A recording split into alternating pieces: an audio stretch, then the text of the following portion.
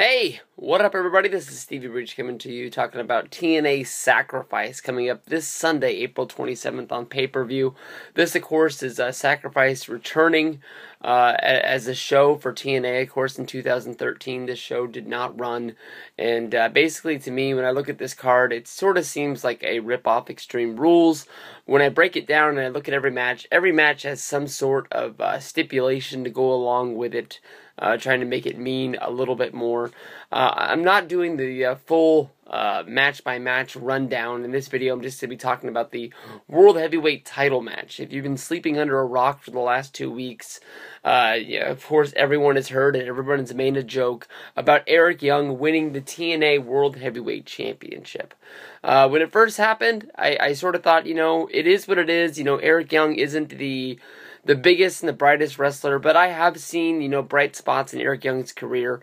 When Eric Young was the leader of the world, of course, this is when Magnus was working underneath him, I thought that he was a very good heel. And it seemed that when that sort of died out, he had a really large, it wasn't like the NWO, all the guys were dressed up like in suits and stuff like that. They weren't running around in black and white t-shirts. They weren't ripping off WCW like that. But I mean, like, the world was a very, very good, very well-built stable. And he was a very good guy.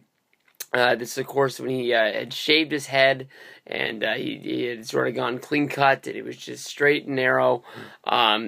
It wasn't like you feared Eric Young, but you feared the guys that were behind him. And when I was at Bound for Glory, we got a good sort of behind-the-scenes look at, how the wrestlers live their lives when they're around each other by basically staying in the hotel and seeing how they were when they were around each other.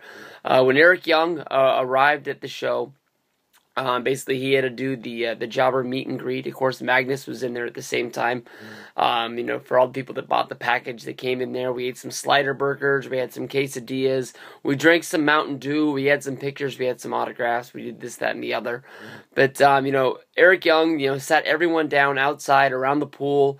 They were sitting around a fire. It was the Hebners, ODB, all of the wrestlers that were checked into the bar that night were all huddled around this one table, and they were watching the Eric Young and Abyss. What was the Abyss's name when he was that damn lawyer guy?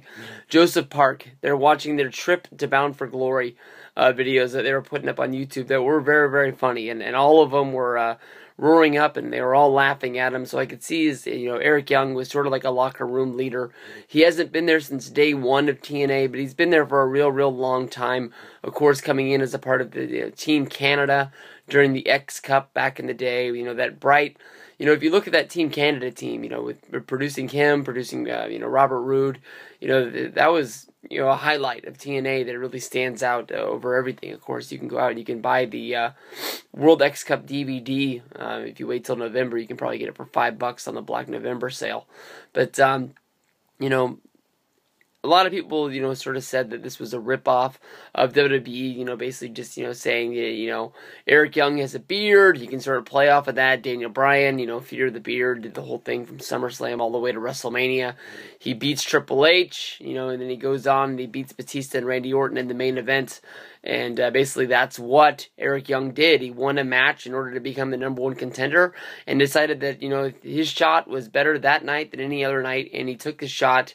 And he beat Magnus, a surprise win, getting it off in there. If that was it, if it was just one match, he pulled the 1-2-3 kid, he rolled up Razor Ramon, he got the 1-2-3 right there on Monday Night Raw, and he got one win, and that was it. But to me, I think they've just taken it a little bit over the edge. Let's go back to 2010. Abyss. Hulk Hogan comes in with Eric Bischoff, and he takes over TNA.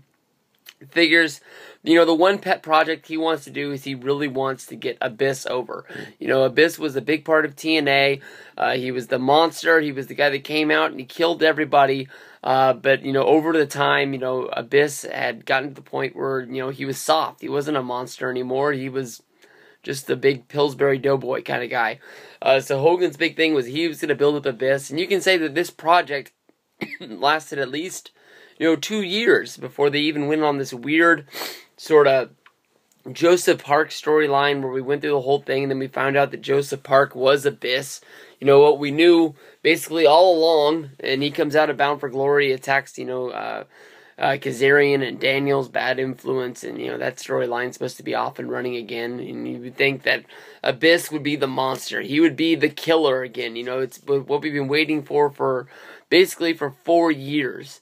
And Eric Young goes out there and beats him in a Monsters Ball match, his own match on TNA Impact. It really surprised me. It really made me scratch my head. It's sort of, you're never really going to be able to have Abyss be, that guy again. And there's been talk about Joseph Park, or whatever his real name is, moving to the back and becoming just sort of like a agent, or whatever they call those guys, the helper on the back. And his career is pretty much over because he's, taking a hell of a beating over his time.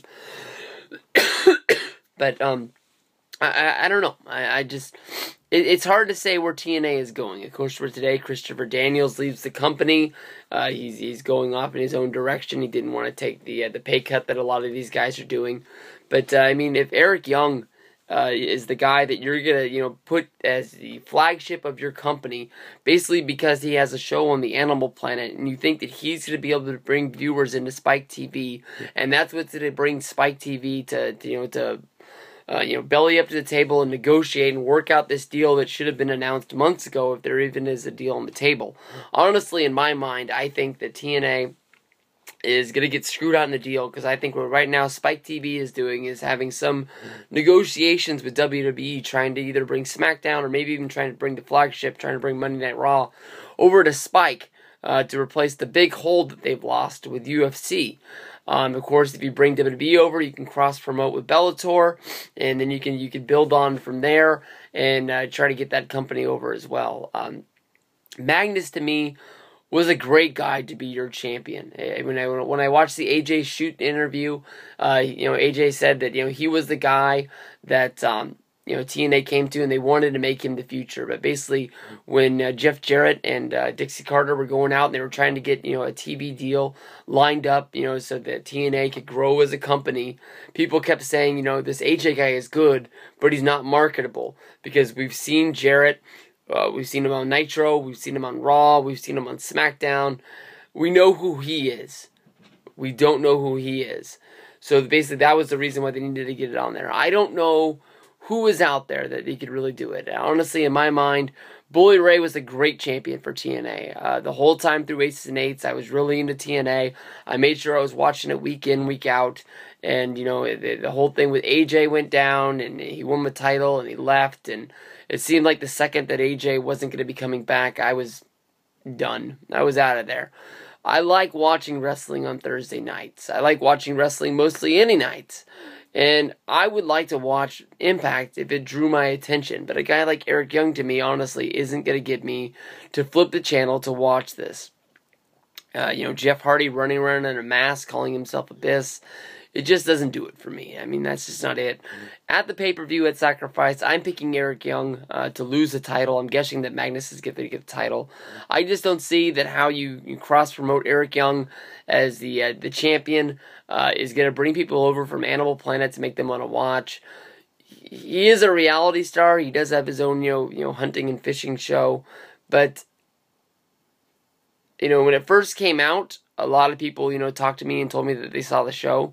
I can't remember the last time I ever heard anybody come up to me and tell me, like, oh, you're a wrestling fan? I watched the Eric Young show. I've never heard about it doing huge numbers. I'm not sure. But Eric Young, to me, is a champion. Just doesn't seem like they're going to be able to grow into the future. They got EC3. That's a guy that I think could put the title on there. Robert Roode is a guy that's needed the title for a long time. Well-deserved there. Bully Ray, of course, you got James Storm with your huge heel turn right now, becoming the heel of the company. You got Gunner, a guy that you can tell that they really want to make him a big deal. There's a lot of other guys out there. Eric Young, to me, is not going to be a long-term champion. I'm going with Magnus to get the win here. And we'll talk more about the rest of these shows on tomorrow's video. So, peace out, everybody. Have fun.